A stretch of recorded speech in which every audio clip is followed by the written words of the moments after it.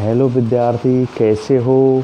सुप्रभात, good morning. आपका पाठ नंबर 1 भोजन एवं मानव स्वास्थ्य, जिसकी पिछली क्लास में मैंने आपके लिए रक्तचाप के बारे में बताया। किसके बारे में बताया? रक्तचाप। और रक्तचाप के 2 प्रकार मैंने आपको समझाए थे। नंबर 1 बताया था आपके लिए निम्न रक्तचाप, और नंबर 2 बताया था आपके लिए उच्च रक्तचाप। और निम्न रक्तचाप और उच्च रक्तचाप, इसके अलावा मैंने उच्च रक्तचाप के कारण और उच्च रक्तचाप के बचाव के उपाय आपको मैंने समझाया। आज एक नया टॉपिक जो आपके सिलेबस में है, ध्यान देना, नशीले पदार्थ। कौन सा? नशीले पदार्थ। तो प्रिय छात्र छात्राओं, ध्यान देना, अगला टॉपिक जो है इसमें वो है आपका नशीले पदार्थ। तो देखिए, नशीले पदार्थ बहुत महत्वपूर्ण टॉपिक है, ध्यान देना। नशीले पदार्थ, तो देखिए इसमें लिखा हुआ है नशीले पदार्थ में कि आनंद, यानी आनंद प्राप्त करने, यानी आनंद जो होता है, यानी एक तरह से लोगों में भ्रांति है। क्या है? लोगों में भ्रांति है, क्योंकि ऐसा है नहीं ओरिजिनल में। क्या है? भ्रांति है। आई बात समझ में? कि आनंद का भ्रम उत्पन्न करने की दृष्टि से, यानी आनंद का भ्रम उत्पन्न करने की दृष्टि से, आनंद का भ्रम उत्पन्न करने की दृष्टि से लोग कई प्रकार के या विभिन्न प्रकार के नशीले पदार्थों का उपयोग करते हैं। आई बात समझ में? कि जो आनंद का भ्रम उत्पन्न करने की दृष्टि से जो कई लोग होते हैं विभिन्न प्रकार के नशीले पदार्थों का उपयोग करते हैं, और धीरे धीरे इन पदार्थों की क्या हो जाती है? आदत लग जाती है। धीरे धीरे इन पदार्थों की क्या लग जाती है? आदत लग जाती है। आई बात समझ में? गौर देना कि आनंद का भ्रम उत्पन्न करने की दृष्टि से, आनंद का भ्रम उत्पन्न करने की दृष्टि से लोग क्या करते हैं? कई प्रकार के नशीले पदार्थों का उपयोग करते हैं, और धीरे धीरे इनकी क्या लग जाती है? आदत लग जाती है। और जब इनकी आदत लग जाती है तो लोग जो होते हैं, व्यक्ति होते हैं, क्या करते हैं? धीरे धीरे इनका अधिक उपयोग करते हैं, या विभिन्न प्रकार के जो नशीले पदार्थ हैं उनका धीरे धीरे क्या करते हैं? और उपयोग क्या कर देते हैं? बढ़ा देते हैं, और स्थायी रूप से क्या बन जाते हैं? इसके रोगी बन जाते हैं। यानी स्थायी रूप से इसके क्या हो जाते हैं? रोगी हो जाते हैं। रोगी है, यानी नशा ना मिलने पर उनमें क्या होती है? बेचैनी सी रहती है। तो इस तरह से वो इसके प्रति क्या हो गई? इनकी आदतें बन गई, तो एक तरह से इसके क्या हो गए? रोगी हो गए। क्या हो गए? रोगी हो गई। दोबारा ध्यान देना, समझना, बहुत महत्वपूर्ण बात मैं तुम्हारे लिए बता रहा हूँ कि आनंद का भ्रम उत्पन्न करने की दृष्टि से कई लोग विभिन्न प्रकार के नशीले पदार्थों का उपयोग करने लगते हैं, और धीरे धीरे उन्हें इन पदार्थों की क्या हो जाती है? आदत पड़ जाती है। यानी धीरे धीरे क्या होता है? उन्हें इन पदार्थों की, जो ये अपने क्या है पदार्थ हैं, इनकी क्या होती है? धीरे धीरे उन्हें आदत पड़ जाती है। क्या होता है? इन्हें धीरे धीरे इन पदार्थों की आदत पड़ जाती है। और जब आदत पड़ जाती है तो क्या करते हैं? समझना, ध्यान देना। तो क्या करते हैं कि वो धीरे धीरे इन पदार्थों का अधिक उपयोग करने लग जाते हैं। क्या करने लग जाते हैं? धीरे धीरे इन पदार्थों का वो अधिक उपयोग करने लग जाते हैं। और मैंने अभी बताया धीरे धीरे फिर क्या होते हैं? वो इसके क्या होते हैं? स्थायी रोगी हो जाते हैं। क्या हो जाते हैं? यानी स्थायी रूप से उसे क्या बना देते हैं? रोगी बना देते हैं। और प्रत्येक जो नशीला पदार्थ होता है, ये मानव शरीर पर, प्रत्येक जो नशीला पदार्थ होता है ये मानव शरीर पर क्या होता है? कुप्रभाव डालता है। प्रत्येक नशीला जो पदार्थ होता है मानव शरीर पर क्या डालता है? कुप्रभाव डालता है। यानी हमारे शरीर पर नशीले पदार्थों के क्या होते हैं? विपरीत प्रभाव पड़ते हैं। यानी नशीले पदार्थों के क्या पड़ते हैं? विपरीत प्रभाव पड़ते हैं। आई बात समझ में? यानी इनसे हमारे शरीर में कुछ ना कुछ क्या हो जाता है? विकार उत्पन्न हो जाता है। आइए समय, तो समाज में प्रचलित कुछ नशीले पदार्थ और उनके कुप्रभाव निम्न हैं। तो देखिए, ध्यान देना प्रिय छात्र छात्राओं, तुम्हारे सिलेबस में नंबर 1 है इसमें गुटखा। नंबर 1 कौन सा है? गुटखा। तो ध्यान देना, नंबर 1 है गुटखा, यानी ध्यान देना गुटखा। यानी अब देखिए प्रश्न 3 बनते हैं इसमें। नंबर 1 बनता है गुटखा कैसे तैयार किया जाता है, यानी गुटखा जो होता है कैसे तैयार किया जाता है। तो इसका उत्तर है कि सुपारी। ध्यान देना, गुटखा कैसे तैयार किया जाता है ये बता रहा हूँ, उत्तर लिख के डालना गुटखा। तो देखना गुटखा कैसे तैयार होता है? सुपारी, कत्था, चूना, संश्लेषित खुशबू एवं धातुओं के वर्क, यानी वर्क जो होते हैं धातुओं के वर्क, जो इनके मिश्रण से गुटखा तैयार किया जाता है। आई बात समझ में? तो प्रश्न नंबर का है गुटखा कैसे तैयार किया जाता है। आई बात समझ में? उत्तर लिखना और उत्तर लिखना। नंबर 1 बता रहा हूँ, गुटखा यानी नशीले पदार्थों में आपके सिलेबस में कितने दे रखे हैं, यानी 4 नशीले पदार्थों का विस्तार बता रखा है। नंबर 1 गुटखा है, नंबर 2 तंबाकू है, नंबर 3 मदरा है और नंबर 4 जो है इसमें अफीम है। आई बात समझ? और 1 है अन्य प्रकार के नशीले पदार्थ। 5 दे रखे हैं और एक दवाइयों का दुरुपयोग भी है। तो नंबर 1 मैं समझा रहा हूँ आपके लिए गुटखा। तो प्रश्न बनता है गुटखा कैसे तैयार किया जाता है, यानी गुटखा कैसे तैयार होता है। तो देखिए गुटखा जो होता है ये सुपारी के टुकड़े, ध्यान देना, सुपारी के टुकड़े, जो सुपारी के क्या होते हैं, टुकड़े होते हैं। आई बात समझ में? कत्था क्या होता है, कत्था। चूना क्या होता है, चूना। इसके अलावा क्या है, संश्लेषित खुशबू। कौन सी खुशबू, संश्लेषित खुशबू। जो संश्लेषित क्या होती है, खुशबू होती है, संश्लेषित खुशबू। एवं धातु क्या होते हैं अपने, धातु। धातुओं के क्या होते हैं, वर्क होते हैं, धातुओं के वर्क। धातुओं के वर्क, जो वर्क होते हैं, वर्क होते हैं आदि के मिश्रण से, आदि पदार्थों के मिश्रण से, यानी आदि पदार्थों के मिश्रण से, आदि पदार्थों के मिश्रण से, आदि पदार्थों के मिश्रण से गुटखा तैयार किया जाता है। आदि पदार्थों के मिश्रण से गुटखा तैयार किया जाता है। प्रश्न बनता है कि गुटखा कैसे तैयार किया जाता है, गुटखा कैसे बनाया जाता है। आई बात समझ? और तुम्हारा उत्तर होना चाहिए कि गुटखा जो होता है यह सुपारी के टुकड़े जो होते हैं, कत्था होता है। सुपारी के टुकड़े, कत्था, चूना, संश्लेषित खुशबू एवं जो धातुओं के क्या होते हैं, वर्क होते हैं, आदि पदार्थों के मिश्रण से गुटखा तैयार किया जाता है। और कुछ में तंबाकू डाला जाता है या कुछ में तंबाकू मिला दिया जाता है। आई बात समझ में? ध्यान देना, कुछ में क्या करता है, तंबाकू डाला जाता है, तंबाकू मिला दिया जाता है। और पाउच संस्कृति के कारण, आगे लिख रहा है वो कि पाउच संस्कृति के कारण आज ये हर गली गली तक क्या है, उपलब्ध हैं। आप जानते हैं जो गुटखा होता है या गुटके जो होते हैं ये किस में आते हैं, पाउच में आते हैं। किस में आते हैं, पाउच में, यानी पॉलीथीन की क्या होती हैं, पाउच होती हैं, उन पाउचों में आ रहे हैं। आई बात समझ? तो पाउच संस्कृति के कारण आज इनकी जो पहुंच है हर गली गली गांव तक हो गई है, हर गली गांव में क्या है, उपलब्ध हैं।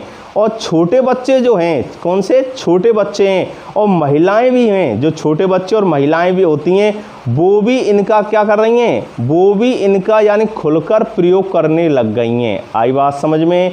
कि जो छोटे बच्चे हैं, इसके अलावा जो क्या हैं, महिलाएं हैं, वो भी क्या कर रही हैं, इनका खुल के प्रयोग कर रही हैं, यानी वो भी इनका क्या कर रही हैं, धीरे धीरे क्या करने लग गई हैं, उपयोग करने लग रही हैं। आई बात समझ में? इसके अलावा गुटखा जो होता है, समझना, ध्यान देना, गुटखा जो होता है इसके हमारे शरीर पर क्या होते हैं, अनेकों हानिकारक क्या पड़ते हैं, प्रभाव पड़ते हैं। यानी इससे हमारे शरीर पर क्या होता है, अनेकों हानिकारक प्रभाव पड़ते हैं। आई बात समझ में? तो ध्यान देना, दोबारा समझना इस बात को कि पाउच संस्कृति के कारण, कौन सी संस्कृति के कारण, पाउच संस्कृति के कारण आज इनकी पहुंच कहां पर है, हर गली गांव तक क्या हो गई है, इनकी पहुंच हो गई है। और जो छोटे बच्चे हैं और महिलाएं जो हैं वो भी इनका खुलकर क्या करने लगी हैं, प्रयोग करने लगी हैं। आई बात समझ में? इसके अलावा जो गुटके होते हैं इनसे हमारे शरीर में क्या होता है, आर्थिक हानि के साथ साथ क्या होते हैं, शारीरिक नुकसान भी होता है। यानी आर्थिक हानि के साथ साथ क्या होता है, शारीरिक हानि भी होती है। आई बात समझ में? शारीरिक हानि और प्लस कौन सी, आर्थिक हानि, दोनों हानियाँ हो रही हैं। आई समझ? और जबड़ा जो होता है वो ठीक प्रकार से खुल भी नहीं पाता। यानी जो व्यक्ति अधिक गुटखे का क्या करते हैं, सेवन करते हैं, जो व्यक्ति अधिक गुटखे का क्या करते हैं, सेवन करते हैं, उनका जो जबड़ा होता है वो ठीक प्रकार से नहीं खुल पाता है। और ऐसा क्यों होता है, सब म्यूकस फाइब्रोसिस रोग के कारण, सब म्यूकस फाइब्रोसिस रोग के कारण। प्रश्न बनता है कि भाई गुटके खाने से कौन सा रोग होता है, तो आपका उत्तर होना चाहिए गुटके खाने से कौन सा होता है, सब म्यूकस फाइब्रोसिस रोग होता है। कौन सा होता है, सब म्यूकस फाइब्रोसिस रोग होता है। और सब म्यूकस फाइब्रोसिस रोग के क्या लक्षण तो लक्षण क्या होते हैं इसके, कि जबड़े की जो मांसपेशियां होती हैं कैसे हो जाती हैं, कठोर हो जाती हैं, जबड़ा ठीक प्रकार से खुलता नहीं है, और जो मुख होता है अपना, मुख में क्या हो जाते हैं, घाव हो जाते हैं, मुख में क्या हो जाते हैं, घाव हो जाते हैं। आई बात समझ में। और कारण क्या है सब म्यूकस फाइब्रोसिस का, सब म्यूकस फाइब्रोसिस रोग का कारण क्या है कि अधिक मात्रा में गुटखे का क्या करना, सेवन करना, यानी अधिक मात्रा में जो गुटखे होते हैं इनका क्या करना, सेवन करना। आई बात समझ में। तो नंबर 1 चल रहा है नशीले पदार्थ, और नशीले पदार्थ में मैंने अब एक बता दिया भाई गुटखा कैसे तैयार किया जाता है, तो आपको गुटखा तैयार बता दिया। साथ ही बता दिया कि पाउच संस्कृति के कारण इसका आज हर गली और गांव में क्या इनकी पहुंच बन गई है, हर गली एवं गांव में क्या है उपलब्ध है। और जो छोटे बच्चे हैं और जो महिलाएं हैं वो भी इनका खुलकर क्या करने लगी हैं, प्रयोग करने लगी हैं। आई बात समझ। और गुटखे जो व्यक्ति अधिक सेवन करते हैं उनके जबड़े ठीक प्रकार से नहीं खुल पाते हैं। और एक कैसे कौन से रोग की वजह से होता है, ये होता है सब म्यूकस फाइब्रोसिस। कौन से रोग की वजह से होता है, सब म्यूकस फाइब्रोसिस। आई बात समझ में। और इस रोग के क्या है लक्षण, तो ध्यान देना, यानी सब म्यूकस रोग हो जाता है। कौन सा रोग हो जाता है, सब म्यूकस। और फाइब्रोसिस कौन सा रोग होता है, सब म्यूकस फाइब्रोसिस। आई बात समझ में। तो ध्यान देना, यानी गुटखे खाने से कौन सा रोग होता है, सब म्यूकस फाइब्रोसिस। आई बात समझ में। और इस रोग के जो लक्षण हैं, यानी सब म्यूकस फाइब्रोसिस रोग के लक्षण क्या हैं, इस रोग के लक्षण है कि जो जबड़ा है वो ठीक प्रकार से क्या नहीं होता है, खुलता नहीं है। जबड़े की जो मांसपेशियां हैं वो क्या हो जाती हैं, कठोर हो जाती हैं। और नंबर 3 है कि मुख में क्या हो जाते हैं, घाव हो जाते हैं। आई बात समझ में। तो ये था आपका गुटखा। नंबर 2 चलते हैं। नंबर 2 है इसमें तंबाकू। कौन सा है, तंबाकू। ध्यान देना, नंबर 1 हो गया गुटखा। गुटखा कैसे तैयार किया जाता है, एक प्रश्न आपका ये बनता है। नंबर 2 प्रश्न होता है गुटखा खाने से कौन सा रोग होता है, तो गुटखा खाने से सब म्यूकस फाइब्रोसिस क्या हो जाता है, रोग उत्पन्न हो जाता है। इसके अलावा जो इसमें संश्लेषित जो खुशबू होती है, संश्लेषित क्या होती है, खुशबू होती है, इसकी वजह से कैंसर, कौन सा रोग, कैंसर जन रोग होने की भी क्या होती है, संभावना बढ़ जाती है, संभावना होती है। आई बात समझ में कि इसमें जो संश्लेषित पदार्थ होते हैं इनसे कई प्रकार के कैंसर जन होने की भी क्या होती है, संभावना होती है। तो ध्यान देना, गुटखा खाने से सब म्यूकस और कैंसर जन रोग होने की क्या होती है, संभावना होती है। एक महत्वपूर्ण प्रश्न इसमें जो बनता है वो बनता है कि भाई सब म्यूकस फाइब्रोसिस रोग के लक्षण क्या हैं। ये प्रश्न बनता है सब म्यूकस फाइब्रोसिस रोग के लक्षण क्या हैं। उत्तर लिखकर आप हैंड डालेना लक्षण, और नंबर 1 लक्षण लिखना कि जबड़े की जो मांसपेशियां होती हैं कैसे हो जाती हैं, कठोर हो जाती हैं। जबड़े की जो मांसपेशियां होती हैं कैसे हो जाती हैं, कठोर हो जाती हैं। नंबर 2 क्या है, जबड़ा ठीक प्रकार से खुलता नहीं है। और 3 मुख में क्या हो जाते हैं, घाव हो जाते हैं, मुख में घाव हो जाते हैं। अगला टॉपिक है अपना तंबाकू। कौन सा है, तंबाकू। तो ध्यान देना प्रिय छात्राओं, तंबाकू जो है, यानी प्रश्न बनता है इसमें तंबाकू के स्रोत, एल्केलॉइड एवं होने वाली हानियों को समझाइए। यानी तंबाकू के स्रोत, यानी स्रोत मतलब किससे उत्पन्न हो रहा है, तंबाकू किससे हमें प्राप्त हो रहा है। तो तंबाकू के स्रोत, प्रमुख एल्केलॉइड एवं इसके द्वारा होने वाली हानियों को लिखिए। आई बात समझ में। तो तंबाकू, और तंबाकू में आप पढ़ेंगे, क्या पढ़ेंगे, इसमें पढ़ेंगे स्रोत। क्या पढ़ेंगे, स्रोत। तो ध्यान देना, यानी तंबाकू के स्रोत, प्रमुख एल्केलॉइड एवं इसके द्वारा होने वाली हानियों को लिखिए, यानी इसके द्वारा होने वाली हानियों को समझाइए। तो ध्यान देना, स्रोत क्या होता है कि तंबाकू जो होता है सोलेनेसी कुल का होता है। तंबाकू सोलेनेसी, यानी तंबाकू सोलेनेसी कुल के, कौन से कुल के, सोलेनेसी, यानी तंबाकू जो होता है सोलेनेसी कुल के, ध्यान देना, तंबाकू जो होता है सोलेनेसी कुल के पादप, यानी कुल का कौन सा पादप है? निकोटिएना टोबैकम। कौन सा है? यानी निकोटिएना टोबैकम की पत्तियों से प्राप्त की जाती है। यानी तंबाकू जो होती है सोलेनेसी कुल के पादप निकोटिएना, कौन सी होती है? निकोटिएना। तो ध्यान देना, निकोटिएना टोबैकम की पत्तियों से प्राप्त किया जाता है। आई बात समझ में? तंबाकू जो होती है सोलेनेसी कुल के पादप निकोटिएना टोबैकम की पत्तियों से प्राप्त की जाती है। आई बात समझ में? बहुत महत्वपूर्ण टॉपिक। तो आपको मैंने पहले बताया था, ध्यान देना प्रिय छात्र छात्राओं, कि ये जो पार्ट है आपका 4 अंक का, जिसमें से 1+3 यानी एक प्रश्न 1 नंबर का और एक 3 नंबर का, 2 प्रश्न आते हैं। तो एक प्रश्न इसमें यह आ सकता है कि तंबाकू किस कुल का पादप है? तो कौन से कुल का पादप है? सोलेनेसी। कौन से? सोलेनेसी कुल का। आई बात समझ? दूसरा होता है तंबाकू जो होता है, ध्यान देना, यानी किस पादप की पत्तियों से प्राप्त की जाती है? तो कौन सा पादप है वो? निकोटिएना टोबैकम। कौन सा है? निकोटिएना टोबैकम। आई बात समझ में? किस पादप की पत्तियों से प्राप्त किया जाता है? निकोटिएना टोबैकम। आई बात समझ में? बहुत महत्वपूर्ण बात है। तो 2 प्रश्न बनते हैं। नंबर 1 प्रश्न कौन सा बना? नंबर 1 प्रश्न बना आपका कि तंबाकू किस कुल का पादप है? तो तंबाकू सोलेनेसी कुल का पादप है। और दूसरा प्रश्न इसमें बनता है कि तंबाकू जो होती है ये किस पादप की पत्तियों से प्राप्त की जाती है? तो तंबाकू जो होती है निकोटिएना टोबैकम की पत्तियों से प्राप्त की जाती है। आई बात समझ में? आगे ध्यान देना कि इसकी जो पत्तियां होती हैं, इसकी पत्तियों में 1 से 8% निकोटीन नामक एल्केलॉइड पाया जाता है। इसकी जो पत्तियां होती हैं उन पत्तियों में 1 से 8% तक क्या पाया जाता है? निकोटीन नामक एल्केलॉइड पाया जाता है। तो प्रमुख एल्केलॉइड कौन सा हो गया? तंबाकू में निकोटीन हो गया। फिर कौन सा हो गया? निकोटीन। तो हेडिंग डालना है इसमें प्रमुख एल्केलॉइड, यानी प्रमुख एल्केलॉइड, ठीक है ना? प्रमुख एल्केलॉइड। और प्रमुख एल्केलॉइड कौन सा है इनमें? प्रमुख एल्केलॉइड है प्रिय छात्र एवं छात्राओं, ध्यान देना, प्रमुख एल्केलॉइड जो है कौन सा है? निकोटीन है। कौन सा है? निकोटीन है। और जो किस में पाया जाता है? इसकी पत्तियों में। किस में पाया जाता है? पत्तियों में निकोटीन। कौन सा है? निकोटीन।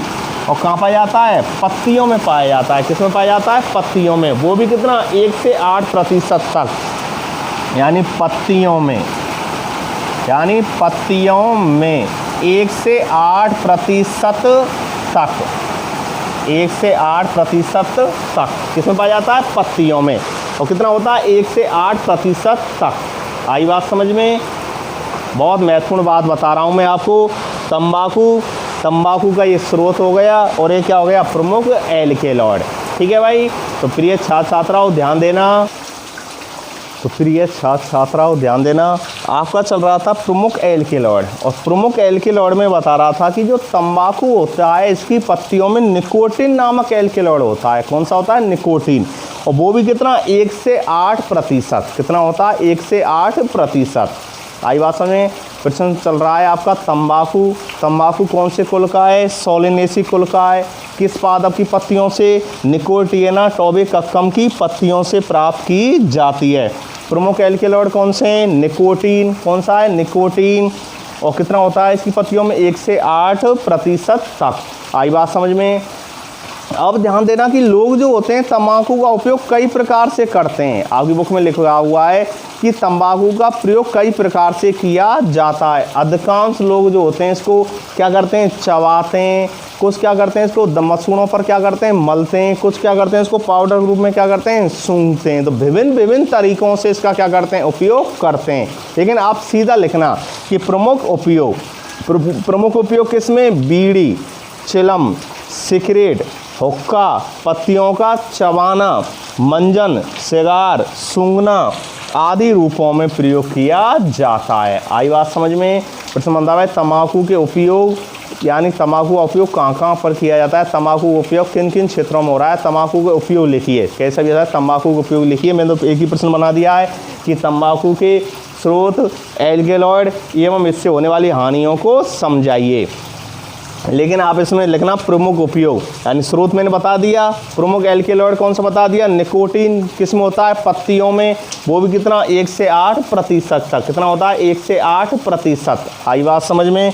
प्रमुख उपयोग है, प्रमुख उपयोग में अपने लिख लेना बीड़ी, चिलम, सिगरेट, हुक्का, पत्तियों का चबाना, मंजन, सिगार, सूंघना आदि रूप में प्रयोग किया जाता है, यानी आदि रूपों में इसका क्या किया जाता है, उपयोग किया जाता है। जबकि आपके जो सिलेबस है उस सिलेबस में ये लिखा हुआ है, ध्यान देना, आपका जो सिलेबस है कि भाई कुछ लोग क्या करते हैं इसे मंजन के रूप में क्या करते हैं, दांतों पर क्या करते हैं, मलते हैं। कुछ लोग तो इसे मंजन के रूप में मलते हैं, कुछ क्या करते हैं इसे यानी पान के साथ क्या करते हैं, इसको चबाते हैं, ठीक है ना, पान गुटकों के साथ क्या करते हैं, चबाते हैं।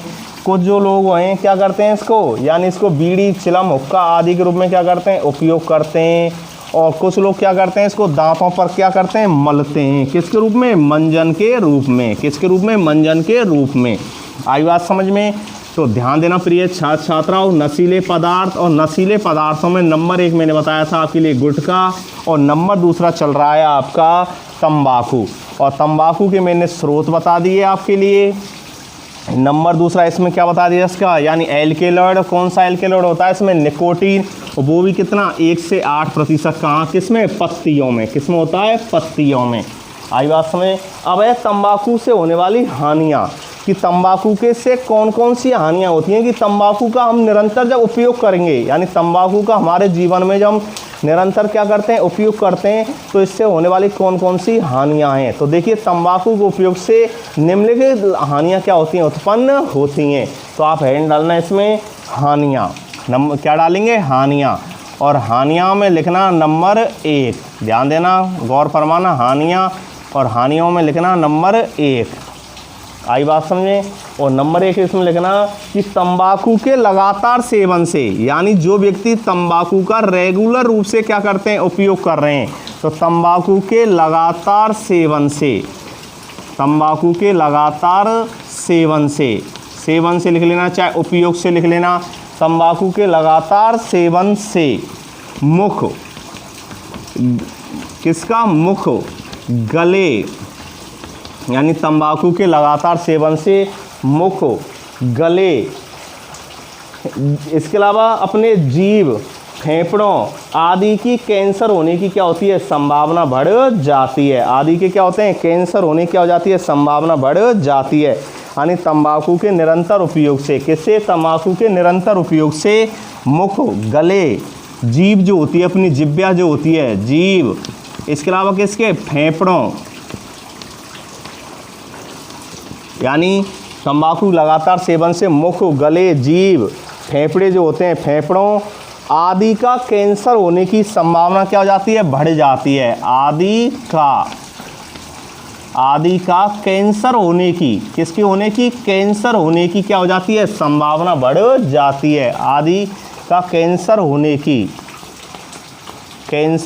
की संभावना बढ़ जाती है, क्योंकि आप जानते हैं निरंतर अगर आप तंबाकू का सेवन करेंगे तो इससे मुख, गले, जीभ जो अपनी जिह्वा होती है या फेफड़े होते हैं, उनका क्या होने का, कैंसर होने का, यानी क्या होता है, कैंसर होने की संभावना बढ़ जाती है अगर निरंतर इसका क्या करते हैं, हम सेवन करते हैं। क्योंकि तंबाकू में सबसे प्रमुख एल्केलॉइड कौन सा होता है, निकोटीन होता है, जो हमारी सेहत के लिए कैसा होता है, हानिकारक होता है। आई बात समझ।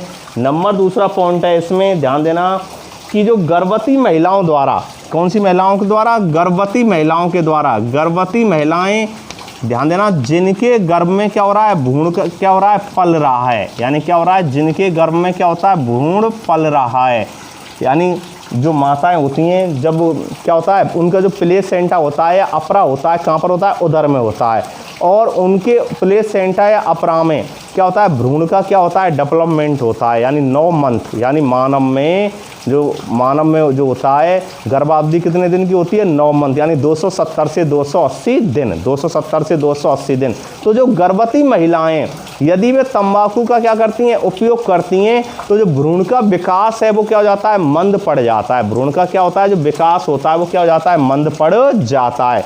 तो लिखना गर्भवती महिलाओं द्वारा तंबाकू का उपयोग, गर्भवती महिलाओं द्वारा तंबाकू का उपयोग, ध्यान देना, गर्भवती महिलाओं द्वारा तंबाकू का उपयोग, ठीक है ना, उपयोग या करने पर या सेवन करने पर भ्रूण विकास की गति मंद पड़ जाती है। यानी तंबाकू का उपयोग करने पर भ्रूण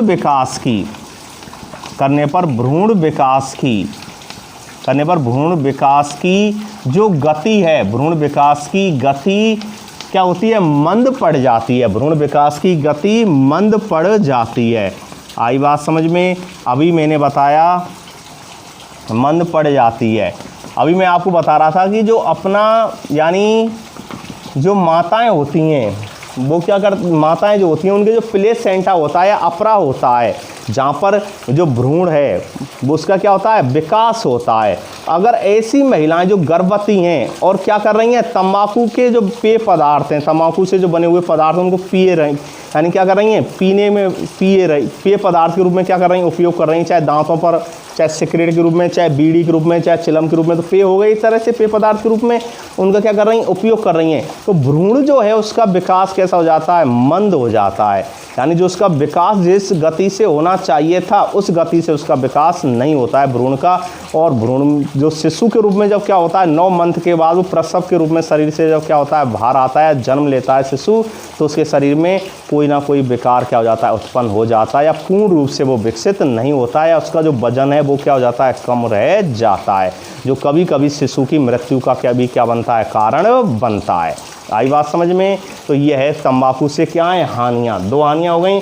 नंबर तीसरी जो हानियाँ है, इसकी महत्वपूर्ण हानियाँ है कि तंबाकू में उपस्थित निकोटीन, यानी तंबाकू में क्या पाई जाती है, निकोटीन पाई जाती है। मैंने पहले भी बताया था इसमें एल्केलोनिन तंबाकू में उपस्थित निकोटीन, और कितनी निकोटीन होती है, 1 से 8%। कितनी होती है, 1 से 8%। और किस में होती है, पत्तियों में। किस में होती है, पत्तियों में। तो तंबाकू में उपस्थित जो निकोटीन, तंबाकू में उपस्थित निकोटीन धमनियों की दीवारों को, किसकी, धमनियों की दीवारों को, रक्तचाप जब मैंने पढ़ाया था आपको बताया था कि शुद्ध रुधिर के लिए कौन क्या होती हैं, धमनियाँ, और अशुद्ध के लिए क्या होती हैं, सिराएं।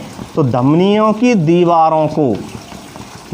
दीवारों को क्या कर देती है, मोटा कर देती है। क्या कर देती है, मोटा कर देती है। यानी धमनी की दीवारों क्या कर देती है, मोटा कर देती है। धमनी की दीवारों यानी धमनियों की दीवारों को क्या कर देती है, मोटा कर देती है। आई बात समझ में?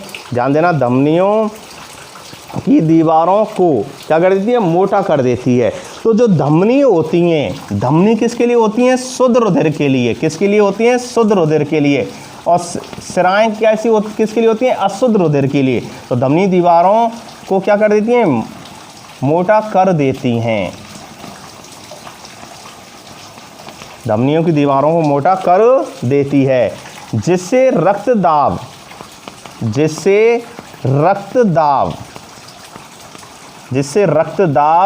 एवं हृदय स्पंदन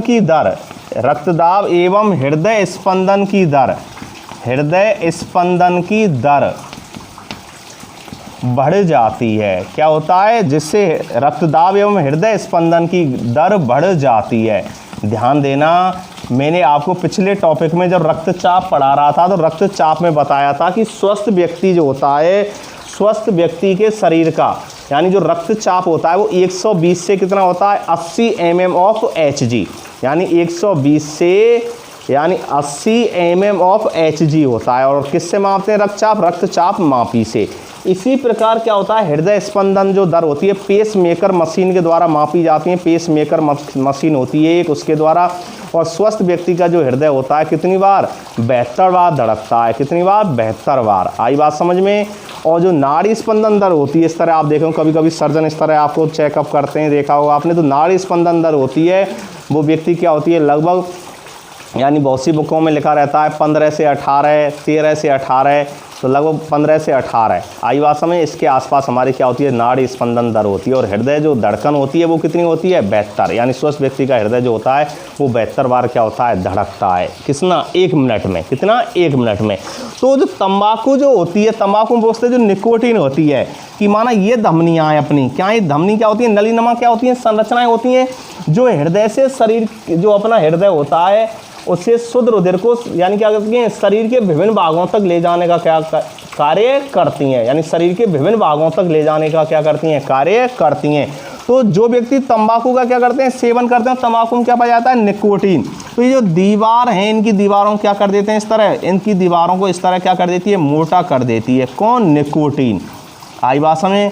और जो निकोटीन इनकी दीवारों को क्या कर देती हैं, जब मोटा कर देती हैं, ध्यान देना, ये अपनी क्या हो गई, धमनी हो गई, क्या है, धमनी, आई भाषा में। और धमनी की दीवारों को निकोटीन क्या कर रही है, मोटा कर देती है, जिससे जो रक्त दाब है और हृदय स्पंदन की दर है वो क्या हो जाती है, बढ़ जाती है। यानी रुधिर के जो संचारण, ये रुधिर का क्या हो रहा है, प्रवाह हो रहा है, इस तरह रुधिर का इसमें से क्या होता है, प्रवाह होता है। तो रुधिर के प्रवाह में क्या बनता है, निकोटीन एक तरह से रुकावट उत्पन्न करता है, एक बाधा उत्पन्न करता है। और जब बाधा उत्पन्न करता है तो सही प्रकार से रक्त का क्या नहीं होता है, यानी संचारण शरीर के अंदर नहीं होता है। और जो सही प्रकार से रक्त का संचारण नहीं होगा तो हमारे शरीर का जो रक्तचाप है, ब्लड प्रेशर है, बीपी, वो क्या हो जाता है, बढ़ जाता है। साथ ही जो स्पंदन, हृदय की स्पंदन दर है वो भी क्या हो जाती है, बढ़ जाती है। आई बात समझ में।